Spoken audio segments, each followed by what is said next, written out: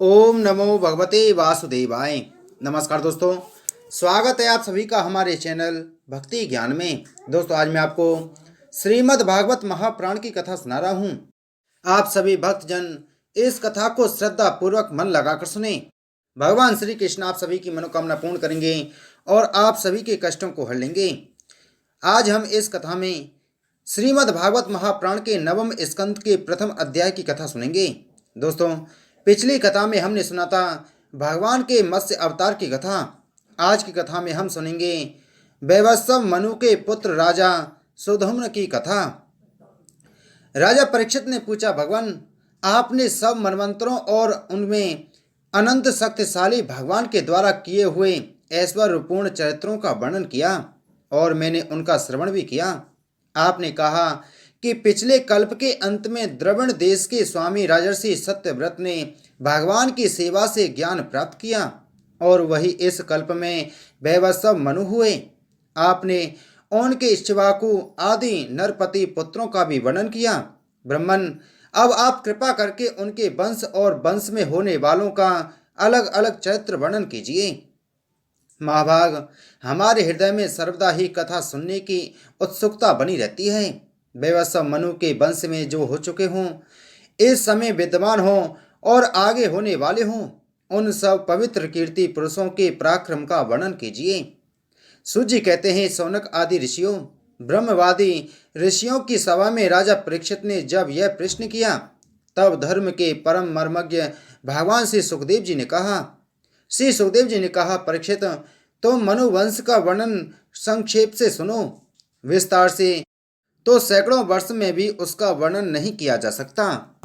जो परम पुरुष परमात्मा छोटे बड़े सभी प्राणियों के आत्मा ही प्रलय के समय केवल वही थे। यह विश्व तथा और कुछ भी नहीं था। महाराज, उनकी नाभि से एक स्वर्ण में कमल कोश प्रकट हुआ। उसी में चतुर्मुख ब्रह्मा जी का आविर्भाव हुआ। ब्रह्मा जी के मन से मरीच और मरीच के पुत्र कश्यप हुए। उनकी धर्म पत्नी दक्ष नंदिनी अदिति से विवस्वान सूर्य का जन्म हुआ। विवस्वान की संज्ञा नामक पत्नी से श्राद्ध देव मनु का जन्म हुआ।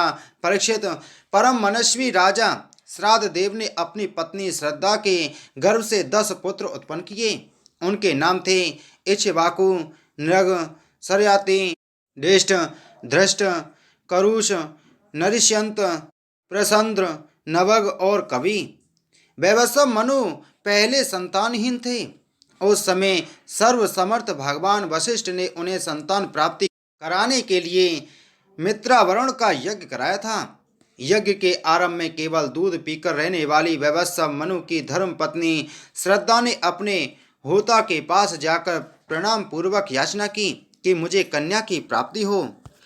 तब अर्धयुग की प्रेरणा से होता बने हुए ब्राह्मण ने श्रद्धा के कथन का स्मरण करके एकाग्र चित्त से वषटकार का उच्चारण करते हुए यज्ञ कुंड में आहुति दी।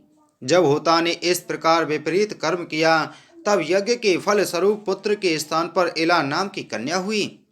उसे देखकर श्राद्ध देव मनु का मन कुछ विशेष प्रसन्न नहीं हुआ। उन्होंने अपने गुरु वशिष्ठ जी से कहा, भगवान, आप लोग तो ब्रह्मवादी हैं, आपका कर्म इस प्रकार विपरीत फल देने वाला कैसे हो गया? अरे, यह तो बड़े दुख की बात है। वैदिक कर्म का ऐसा विपरीत फल तो कभी नहीं होना चाहिए। आप लोगों का मंत्र ज्ञान तो पूर्ण है ही, इसके अतिरिक्त आप लोग जितेंद्रिय भी हैं तथा तपस्या के कारण निष्पाप हो चुके हैं। देवताओं में असत्य की प्राप्ति के समान आपके संकल्प का यह उल्टा फल कैसे हुआ? परीक्षित, हमारे वृद्ध प्रपितामह भगवान वशिष्ठ ने उनकी यह बात सुनकर जान लिया कि होता ने विपरीत संकल्प किया है। इसलिए उन्होंने वैवस्वत मनु से कहा, राजन, तुम्हारे होता के विपरीत संकल्प से ही हमारा संकल्प ठीक ठीक पूरा नहीं हुआ। फिर भी अपने तप के प्रभाव से मैं तुम्हें श्रेष्ठ पुत्र दूंगा। परीक्षित, परम यशस्वी भगवान वशिष्ठ ने ऐसा निश्चय करके उस इला नाम की कन्या को ही पुरुष बना देने के लिए पुरुषोत्तम भगवान नारायण की स्तुति की। सर्वशक्तिमान भगवान श्री हरि ने संतुष्ट होकर उन्हें मुमांगा वर दिया, जिसके प्रभाव से वह कन्या ही सुधम्न नामक श्रेष्ठ पुत्र बन गई। महाराज, एक बार राजा सुधम्न शिकार खेलने के लिए सिंधु देश के घोड़े पर सवार होकर कुछ मंत्रियों के साथ वन में गए।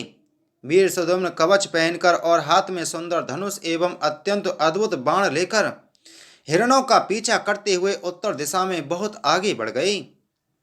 अंत में सुद्युम्न मेरु पर्वत की तलहटी के एक वन में चले गए। उस वन में भगवान शंकर पार्वती के साथ विहार की करते रहते हैं। उसमें प्रवेश करते ही वीरवार सुद्युम्न ने देखा कि मैं स्त्री हो गया हूँ और घोड़ा घोड़ी हो गया है। परीक्षित, साथ ही उनके सब अनुचरों ने भी अपने को स्त्री रूप में देखा। वे सब एक दूसरे का मुंह देखने लगे। उनका चित्त बहुत उदास हो गया। राजा परीक्षित ने पूछा, भगवान, उस भूखंड में ऐसा विचित्र गुण कैसे आ गया? किसने उसे ऐसा बना दिया था? आप कृपा कर हमारे इस प्रश्न का उत्तर दीजिए, क्योंकि हमें बड़ा कौतूहल हो रहा है। श्री सुखदेव जी ने कहा, परीक्षित, एक दिन भगवान शंकर का दर्शन करने के लिए बड़े बड़े व्रतधारी ऋषि अपने तेज से दिशाओं का अंधकार मिटाते हुए उस वन में गए। उस समय अंबिका देवी वस्त्रहीन थी। ऋषियों को सहसा आया देख वे अत्यंत लज्जित हो गईं। झटपट उन्होंने भगवान शंकर की गोद में से उठकर वस्त्र धारण कर लिया। ऋषियों ने भी देखा कि भगवान गौरी शंकर इस समय विहार कर रहे हैं, इसलिए वहां से लौटकर वे भगवान नर नारायण के आश्रम पर चले गए। उसी समय भगवान शंकर ने अपनी प्रिया भगवती अंबिका को प्रसन्न करने के लिए कहा कि मेरे सिवा जो भी पुरुष इस वन स्थान में प्रवेश करेगा वही स्त्री हो जाएगा। परीक्षित, तभी से पुरुष उस स्थान में प्रवेश नहीं करते। अब सुद्युम्न स्त्री हो गए थे, इसलिए वे अपने स्त्री बने हुए अनुचरों के साथ एक वन से दूसरे वन में विचरने लगे। उसी समय शक्तिशाली बुद्ध ने देखा कि मेरे आश्रम के पास ही बहुत सी स्त्रियों ने घिरी हुई एक सुंदरी स्त्री विचर रही है। उन्होंने इच्छा की कि यह मुझे प्राप्त हो जाए। उस सुंदरी स्त्री ने भी चंद्र कुमार बुद्ध को पति बनाना चाहा। इस पर बुद्ध ने उसके गर्भ से पुरुरवा नाम का पुत्र उत्पन्न किया। इस प्रकार मनु पुत्र राजा सुद्युम्न स्त्री हो गए। ऐसा सुनते ही कि उन्होंने उस अवस्था में अपने कुल पुरोहित वशिष्ठ जी का स्मरण किया।